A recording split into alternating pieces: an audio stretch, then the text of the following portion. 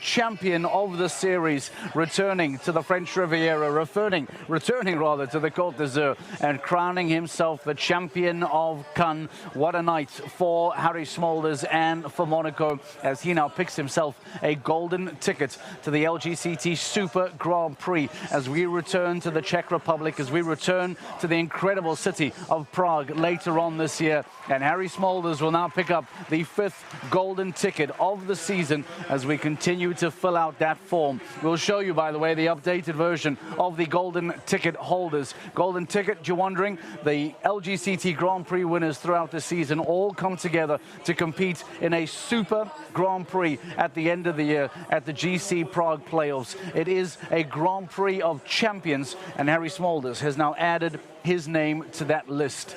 What a night this was for, in particular, the 3 final riders in the jump-off, as Michael van der Vleuten, Harry Smulders and Simon de Lestre all find themselves getting onto the podium. It was a really great weekend for Mariano Bastida. Jumps clear to get into that second round. A huge weekend for him. For young riders like Zoe Gonteur, for Max Watchman, that is a great opportunity to jump in this jump-off. For Lorenzo De Luca, already an LGCT Grand Prix winner, it wasn't to be, as he changed the strategy, tried to be slow and conservative, and unfortunately had the final fence down. There was no luck for Sophie Hinners and for Andreas Schouw, as they all had fences down. Only 3 double clears, and those 3 double clears are the double clears that find themselves on the podium. I repeat, Michael van der Vleuten, Simon de Lestre, and your champion of the night, Harry Smulders. That fence causing all sorts of troubles, even Jur Freeling, the Dutchman, giving us some thoughts and some reaction. Perhaps not 100% certain how and why that fence caused so many issues, but it did indeed. Was it the airy nature? Was it the blue fence on top? Well, we'll never know, but it certainly did cause some troubles as we see those fences going down for the riders. They were unable to complete a double clear. There it goes again. Challenging but wonderful build from Uliana Vezzani, who this weekend once again put together a sensational course for the Longines Global Champions Tour, putting together something that is going to challenge yet excite the fans and excite the crowd. And boy, were they excited when Simon de Lestre came into the ring. The only man that was able to take the win away from Harry Smulders. Every single local French fan here inside the arena charging, screaming for Simon de Lestre, and unfortunately missing it out ever so slowly by a fraction of a second. Let's show you the results table and remind you as to how things ended here with the official timings as well before we go back into the arena for the podium celebration. This is how it ended tonight, with Harry Smulders in first place at 42.3 seconds. Simon de Lestre in second, 42.7, and Michael van der Vleuten in third at 45.33 seconds. And with that, the main floodlights of the arena switch on as we get ready for the podium celebration. The top 3 riders re-enter the ring for some champagne, for some timepieces, and for a remarkable trophy as well. Let's not forget a share of 500,000 euros as well. The podium celebration for the Longines Global Champions Tour Grand Prix of Cannes is officially underway. With Boval Z NOP, Michael van der Vleuten, he is third. Rebelli van Hen Braversov NOP on the podium. In fact, not as I mentioned before, my eyes starting to fail, such as the excitement. It is 3 double clears of the 40 combinations that entered the first round. 10 clear in the first round and 3 double clears to correct the information. Our podiums. The quickest 4 falter in the first round, Mariano Martinez Bastida and Jupp.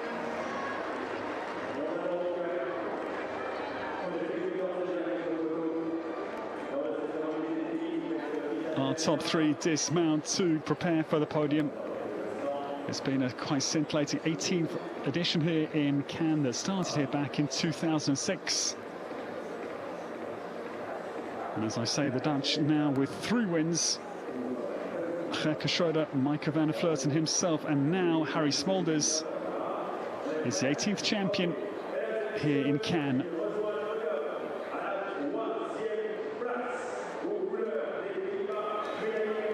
Simon congratulates Harry. They were clearly going to push each other very, very far in terms of what they could achieve tonight. Congratulations, Michael van der Vleuten. He is 3rd this evening. The champion here 2 years ago, O'Bailey Van Head, Brauversov NOP. Just 2.03 seconds. The arrears behind the winning time. And 2nd place, he gave it everything. He led for 3 of the 4 splits, but across the finish line, 0.4 of a second down. It's another sensational Grand Prix, though, for Simon de Lestre. He is the reserve champion with Cayman Jolly Jumper. And our congratulations, the double season champion in yesteryears. He wins his first Longines Global Champions Tour Grand Prix this 2025 season. Harry Smulders wins. The Evergate Stables is Monaco, the winning horse. And we stand for the national anthem of the winning nation, the Netherlands.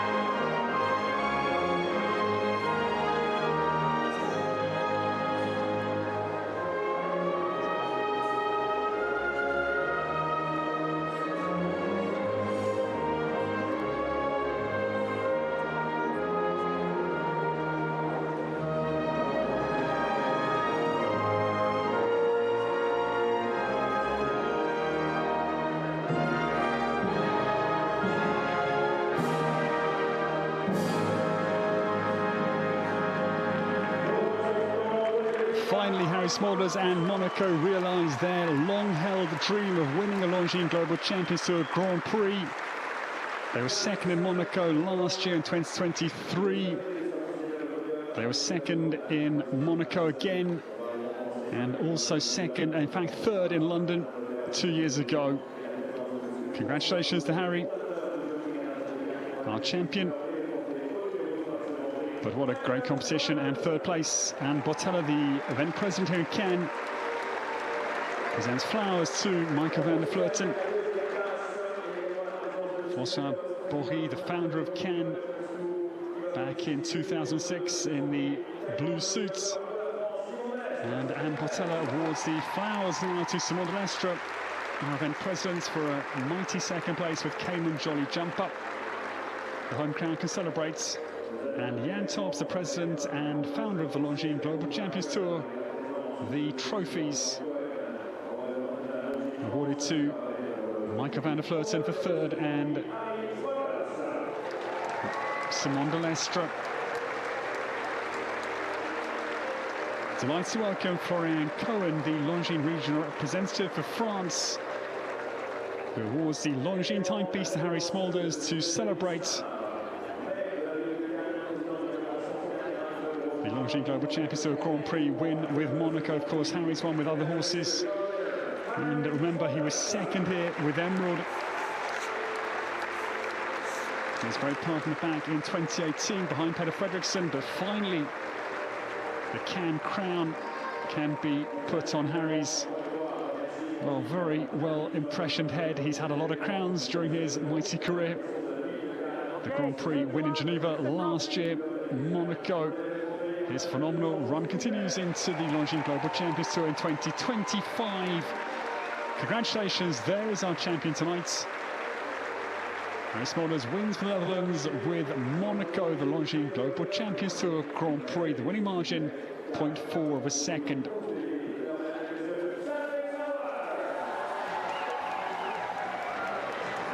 The trophy awarded by David Lignard, the Cannes Mayor President, the Cannes Lehrin agglomeration, and the bubbles can finally flow. It's been an exciting yet tense evening, no question. And finally, the celebrations can uncork. As Harry Smulders, Michael van der Vleuten and Simon Lestre shower each other in. A night of champagne for Harry Smulders, for Simon Lestre and for Michael van der Vleuten. An outstanding jump off with the 3 final riders to go, all getting onto the podium. Despite the best wishes of the French public here, they were unable to get Simon Lestre on top of that podium, defeated only by the incredible Harry Smulders and Monaco as they return here to Cannes to once again be victorious on an LGCT stage. We'll get some thoughts and some reaction from Simon Lestre, from Michael van der Vleuten, and we will then bring Harry Smulders into the studio to talk to the former LGCT champion. As you can see alongside me, Sophie Hinners comes to chat to us in the studio. Sophie, how's your time in Cannes been here this week? We had a very good time. Yeah. It's a great facility, and yeah, everything around is beautiful. The beach is so close, so it's amazing here. How did you feel today went? I think a lot of people were expecting a very tough Grand Prix, a very challenging Grand Prix. We saw lots of very senior riders struggle in round 1. That already indicated to us that it was going to be a tough Grand Prix. What did you make of today's class? Yeah, I think it was a tough course. It had a bit of different lines, especially the line to the triple combination. You don't have it that often, and yeah, the ring is not the biggest ring. You have a bit of a feeling from the indoor. So I think it was a tough enough Grand Prix today. To get into the jump off, I'm sure you are very happy with my Prince. Every time you were able to jump clear, I know it's a wonderful achievement. Talk to me about how my Prince is feeling at the moment. He's feeling great. After the World Cup final, he had a bit of a time off, and this is now his first bigger show again. And yeah, he was absolutely amazing. He jumped so good in the first round, actually also great in the jump off. Just had an unlucky fall, so he's in very good shape. Were you surprised in the jump off to see how many riders had fences down? Yes, I was actually surprised, and before I went in, they were like, yeah, there's no clear, but I was like, okay, but they will be clear, so I still they have to come, you think, at some stage. I was like, I don't think I'm going to go for a slow clear round now. I still will try to have a fast clear round. Then we had one down in the combination, but I'm still like quite happy we finished on 5th. So yeah. Listen, I think there's some pretty good championship points that are up for grabs here. If you remember last year, we were talking to you about the wonderful LGCT season that you were having right until the very end.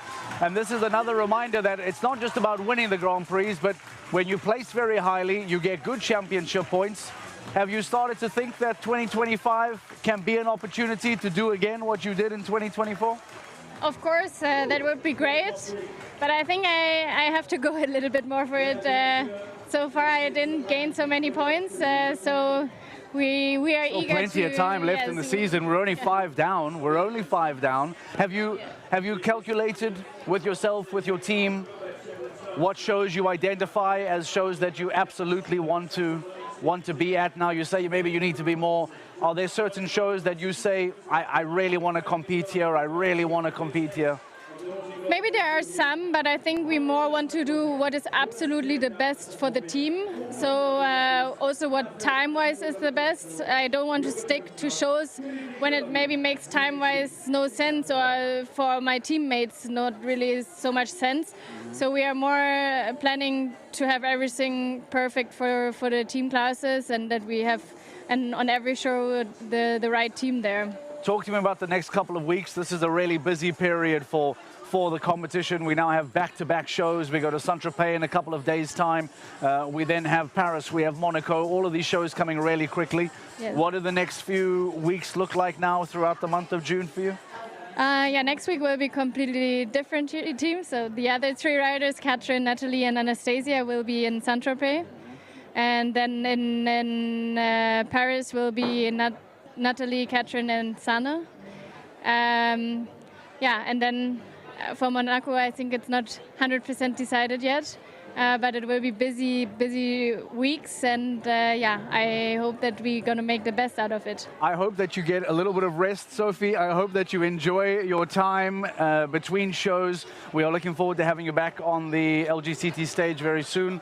Well done to yourself and to my Prince today. As we said, it's great championship points, and good luck for the upcoming stages. Thank you. All right, Sophie Hinners joining us in the studio, giving us some wonderful thoughts, some wonderful reaction. And there you can see, it was being ushered just a few moments ago, Harry Smolders, the champion of Cannes, walking his way through to the ring today. There he is, Harry Smolders, being escorted by Floss Bish-Jones from Global Champions Marketing, making his way into the ring. I'm trying to work out exactly where that is in and around us. Harry Smolders somehow being escorted through the crowds here. He'll be joining us in a few moments' time, and I have an interesting story about bumping into Harry here in the streets of Cannes, and I'll bring that up to the studio in a few moments' time. We're also waiting for Dan Strange to get some reaction from second and third. Simon de Lestre, Michael van der Vleuten, they finished on either side of the podium of Harry Smolders. That I'm starting to recognize. That looks like the walk in and around the VIP, which should put Harry Smolders relatively close to where we are here. So I imagine in just a few moments he will be joining us in the studio. I remind you of his time, 42.3. Harry Smolders and Monaco better than absolutely everyone in this jump off. And in fact, that looks as if it's right over here on my right-hand shoulder. Harry Smolders being escorted in, as we said. He will now make his way through the crowds, behind the cameras, behind the lights, and in front of the studio. Such is the service a LGCT Grand Prix winner gets. There are applause, there are high fives. Thank you very much to Harry Smolders. Thank you, Floss Bish-Jones, for joining us. Gefeliciteerd, man, it's fantastic. Hey, Harry Smolders, thank you for joining us in the studio. This is an exciting moment. We've missed you. Yeah. Welcome back, Harry. We've really missed having you in the stage. It's great to have you here. What a wonderful return to the Longines Global Champions Tour. You and Monaco looked sensational today. Yeah, couldn't be better. I mean, he felt great already for a while. He was 2 weeks ago also second in a 5-star Grand Prix in Windsor.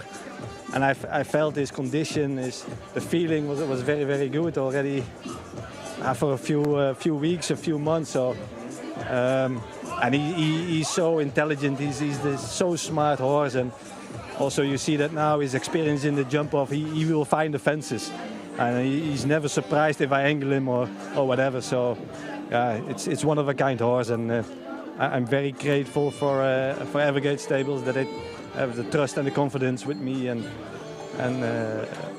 that I can keep riding Monaco. Speaking of experience, Harry, you yourself looked very calm this week. I had a wonderful opportunity to bump into you in breakfast, to bump into you in the streets we were walking through and past each other this week. You came across as very calm, very, very relaxed the entire week. Is that just a thing? Is that normally different? Oh, I think so, absolutely. I think sometimes a lot of riders, you can see that they are aware of the occasion. Sometimes the pressure, the stress can be quite difficult to cope with. Do you think remaining cool and calm like that, is that something that helps you in moments of pressure? Definitely. Also, according to my age, with the experience, you get more realistic about your chances, I think. Yeah. But anyway, I'm always been a bit on the calm side, probably. Good, good. Talk to me about round one, because round one you almost looked a little too aggressive for round one. You made it look so easy. You were very, very quick on the clock as well. Was that the intention, to come out really strong and really tough in round one? Yeah, I think you had to be...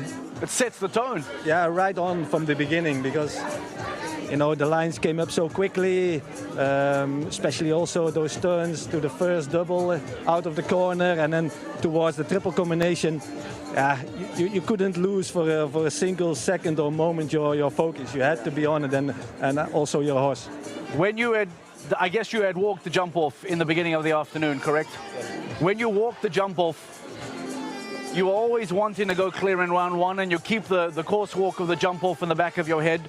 After having walked it and gone clear in round one, before you came into the ring, what were you trying to work out in your head? How did the course walk for the jump off feel before you came into the ring? Because it proved to be a lot more difficult than people seem to have. So, that was probably also, I could see a few. Yeah. So I get even more information, but the plan was already in my head. And even I stick to my plan because... So no one's around will influence what you have suggested in your No, I planning. only watched one or two to see if what I worked was different. You know, my information, maybe I was wrong, but I wasn't wrong. And I think with Simon behind me, I wanted to put him a bit under pressure. And so I had to be on, but with the combination like Monaco, you can do that. He has the experience, he's ready, he knows the game plan was there. And luckily it was enough. I remember a season or two ago, you and Michael having that fantastic competition with each other for the LGCT championship. Eventually you going on to win the title and be crowned champion. Now all of a sudden we welcome you back to the Super Grand Prix in Prague later this year. The opportunity to go back to a Super Grand Prix, to compete for that prize money again, to compete for that trophy. How much does that reality start to feel like a real possibility now? I must say it was not in my mind till I won. And then I love Prague. I mean, it's a sensational show. Yeah. And I'm really, really happy to be back there this year. All right. I believe that we have something for you to sign as well. And I wouldn't mind maybe doing it on camera. Floss Jones, are you able to bring that in? We're going to ask Harry Smolders, the champion of Cannes, to put his signature on the Longines Global Champions Tour poster. This is something that is now becoming a regular scenario. Harry Smolders, the winner of Cannes, putting his famous signature now on this beautiful poster. Your champion of 2025. As we now stand by, thank you, Floss. Harry, it's a wonderful pleasure to have you. Enjoy and celebrate, and we'll see you in Prague. Thank you very much. Harry Smolders, your champion of Cannes. I believe Michael van der Vleuten standing by to give us some thoughts, to give us some reaction as well. A podium finish for the Dutchman, who had a superb performance today on O'Bailey. Let's hear from van der Vleuten. Cannes is a really happy hunting waiting ground for Dan to be tonight, but you must be pleased with that. Yeah, absolutely. I was 8 to go in the jump off, and there was actually no clear round, so that means that it was quite also in the jump off quite hard to jump clear. So I tried to make a bit pressure on the last two riders, but try to be clear. That meant the podium place, but I also knew that even if I was 1 or 2 seconds quicker, the last two riders, they would have beaten me anyway with a clear round. So I think in this case I have to be very happy with the third place, and congrats to Harry, my teammate. He was fantastic today, and he deserved the win. And also Simon was incredible today. Your dad was incredibly proud. We interviewed him afterwards. 2 years ago you won on Beauville. You proved your horsepower today, backing it up on O'Bailey. Just talk to me about the horses and how well they're performing. Actually, they performed both very well. I had both my good horses here.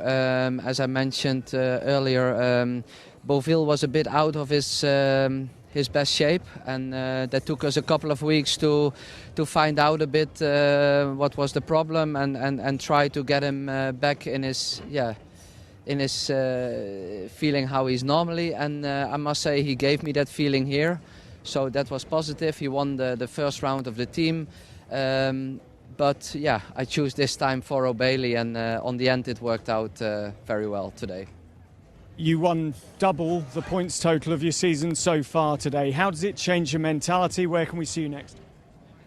Well, I haven't had so many points in the beginning of the season, so this is definitely a good step up, a good motivation. Unfortunately, I have to miss the next one in Saint-Tropez and also Paris, because I need to do the Nations Cup in Rotterdam. Yeah, so what is the next one for me? It's Monaco. I will be there, so let's see if I can get some more points for the overall season. Well done here in Cannes again, and good luck for Monaco. Good, thank you very much.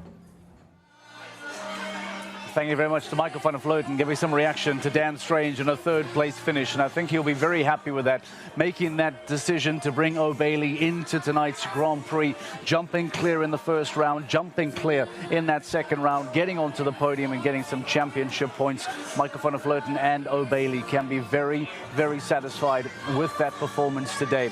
We stand by and await for some thoughts and reaction from Simon de Lestre, agonizingly missing out by fractions of a second what would have been a famous French win here in Nice, here in Cannes. Let's hear from Simon de Lestre as he reacts on his second-place finish. Simon, your jump-off form this weekend has been sensational. Cayman Jolly Jumper was brilliant again tonight. Summarise how difficult the result was, though. Okay, really happy with this second place. First, I would say Cayman amazing again, make a job like not so many horses. Last show he had done it was Paris. So the three last Grand Prix were Sertogenbosch winning, Paris winning, and here second, and winning on Tuesday the big class here. So if you take the last 10 rounds, he was every podium on the big class and not one down. So I'm really proud of him. You know, with the jump off with 10, I was last to go, only 2 clears before me. I know Michael, I could be with Cayman faster, and Harry almost the same time. So I tried to risk a lot, but not crazy because, okay, with one down, you directly drop off like 7 or 8. So I try my best and to save the clear round. I'd like to qualify for the Super Grand Prix, but I need one more place for next time. And okay, he's so in form that I'm very confident for the rest of the season. Being a French rider, riding in front of the French public here in Cannes, I think if you'd won, they'd have exploded with passion. But how does it add pressure? Honestly, I love to ride in front of my own crowd because they support you, they push you, they are fighting for you. So that's a fantastic sensation. I would say I really like to win one time here because I think it is the third time for second place. With 2 times with Ryan already, 1 time the third with Classic, and now second with Cayman. I need to win 1 time this Grand Prix. And this season now, you're alive and kicking in the LGCT Grand Prix standings. Where can we see you next? Okay, I'm going to jump Saint-Tropez next week, then Paris and Monaco, all. Saint-Tropez second last year. Can you go one step closer? One step further up the podium? You know, Saint-Tropez, I have already 3 podium also. 2 times second, 1 time third. So I had to push a little bit more also. Good luck next week. Thank you. Simon de Lestre giving some thoughts and some reaction to Dan Strange. It's been, again, a great performance from Simon de Lestre, just unable to wrap up that fairy tale finish for the Frenchman. Now that Harry Smulders has a brand new golden ticket in his back pocket, let's take the opportunity to remind you as to which riders in the 2025 season thus far have been able to pick up those golden tickets. We go all the way back to Doha at the start of the season. And who was that very first rider in Doha to pick up that golden ticket? Abdel Said. If you remember, him and Bonnie making sure that it was a double. 2024 and 2025, he was the first rider to pick up that golden ticket. He picked up that golden ticket just like he did in 2024. Abdel Said going back to Doha to be crowned champion in the very first stage, in the very first event of the season. From Doha, that then moves us on into the second stage of the season, and we continue to hand out these golden tickets throughout. Emanuele Camelli was involved in Mexico City, the Italian, locking it in and making sure that he was going on to be victorious in Mexico. Scott Brash moving along to Shanghai was the victorious in Shanghai. What a round that was from Scott Brash to be crowned champion there. We moved on to Madrid as well. Wasn't that one of the biggest surprises of Ioli Mitlineo winning in Madrid against all the odds? The young Greek rider going on to win in the Club Campo de Villa in Madrid, Ioli Mitlineo. Then going on to Cannes. And now we can add Harry Smulders' name to that list a 5th golden ticket now handed out on the Longines Global Champions Tour. And with that, our LGCT Super Grand Prix in Prague now has an extra competitor. Let's show you what the new rankings look like on the LGCT overall ranking, because there has been some changes now. Remember, there was no Gilles Thomas here this weekend. There was an opportunity for Edwina Tops-Alexander and Dennis Lynch to improve their rankings. And instead, it's Simon Lestrom and Sophie Hinners that have climbed up. Edwina Tops-Alexander drops to 4, Dennis Lynch drops to 5. Christian Kukuk, Michael van der Vleuten and Andreas Skau all make up ground. Max Kuda and Emanuele Cameli as well all make up some ground with a very new-looking top 10 of the current rankings after stage 5 here in Cannes. As the sun gets ready to go down, we are ready to bring the curtain down on Cannes as well. We say thank you very much for joining us on the French Riviera. There's plenty to look forward to as we continue the action, and we'll see you again next for stage 6 in Saint-Tropez. As the most spectacular show jumping tour continues its journey through the French Riviera, Saint-Tropez sets the stage for the next chapter. Bathed in golden light, this coastal haven glows with charm. But behind the beauty lies fierce ambition. In an arena where the action feels closer, every second counts. Join the Longines Global Champions Tour of Ramatuelle Saint-Tropez from June 12th to the 14th.